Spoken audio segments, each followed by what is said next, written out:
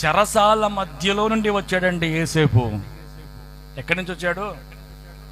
మీకు ఓ మాట చెప్పమంటారా? యేసేపుకి అన్నదమ్ములు ఎన్ని మంది? ఆయనతో పాటు 12 మంది అనుకుందాం. 12 మందిలో మహిమ ఎవరు పొందుకున్నారు? వాళ్ళ అన్నదమ్ములు ఎవరికైనా గుర్తున్నారా? ఎప్పుడు బైబిల్ నీ చేతిలోనే ఉంటుంది కదా. యేసేపు తప్ప కొరవ 11 మంది ఎప్పుడైనా నువ్వు ధ్యానించుంటావా? చూసావా? మహిమ అంటే ఎలాంటి ప్రభావం కలిగిందో తెలుసా? జీవితాంతం నేను గుర్తు పెట్టుకునేటట్టుగా నా దేవుడు ఒక మహిమను నీకు కలగజేస్తాడు. ఆమేన్. అందుకే ఆయన అంటున్నాడు, నేను నీ మధ్య ఉన్నాను. మనమేమంటున్నాం తెలుసా?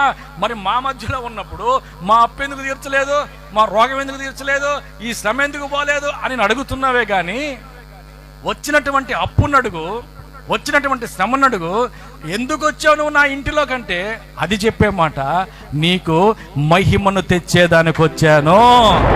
ఆమేన్. హల్లెలూయా, హల్లెలూయా. దావీదును అడుగు నాన్న, దావీదును అడుగు. దావీదుకి ఎన్ని మంది అన్నదమ్ములు? 7 మంది.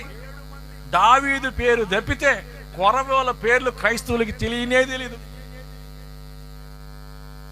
ఇప్పుడు శ్రమలు ఎవరికి వచ్చాయి? బాధలు ఎవరికి వచ్చాయి?